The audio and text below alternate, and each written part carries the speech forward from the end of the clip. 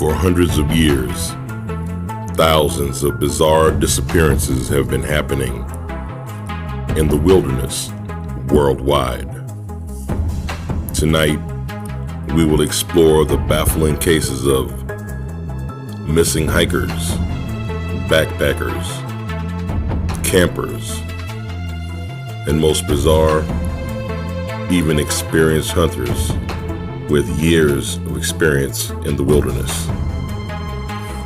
Tonight, we will look at the wilderness mysteries.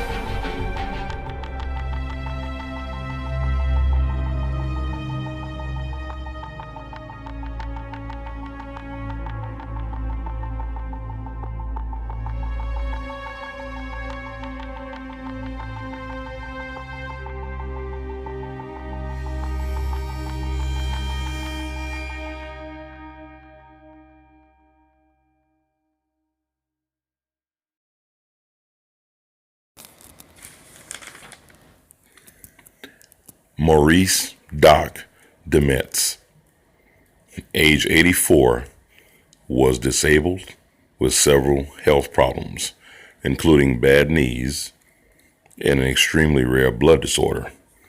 He was a pastor at the time. Dr. Dametzz was also a college dean.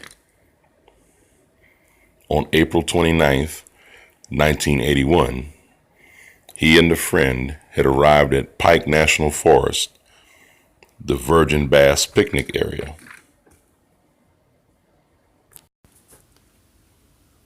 At approximately 10 a.m.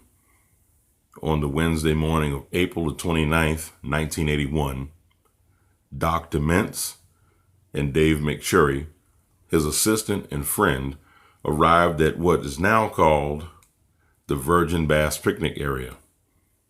They were prospecting for topaz. They had planned to be a mere 50 yards off the road. The two men stayed until noon, when they broke for a lunch break. They then decided to move to the other side of the road to continue their search for topaz. They were together until around 3:15 p.m. Both men were only 50 yards down the hillside. Dr. Dametzz had on overalls, boots, a shirt, and a white cap. He carried a cloth bag with garden tools to help dig for the topaz. Doc Dementz and Dave McCurry were only 50 yards apart. McCurry had to assist Doc Dementz up and down the hill, as he was in poor health and would not have been able to go up and down the hill on his own accord. He just simply was not physically able to do it by himself. McCurry came back to check on Doc at about 3:25 p.m. At this point, he was okay. However, 15 minutes later, when McCurry returned to check on Doc again, he was gone, as was his cloth bag and all traces of him. McCurry was now in a panic. He searched frantically in the area that he and Doc were topaz searching, to no avail. He also noticed there was no blood or hair or signs of a disturbance of any kind, not even signs of an animal attack. McCurry knew Doc couldn't make it up the hill alone, yet he went back up the hill to see if Doc had somehow made it to the car. He was not there. Soon, a massive search began, which would culminate into a 5-day event. Doc Dementz has never been found. How could an 84-year-old man with such severe disabilities and in such poor health just simply vanish?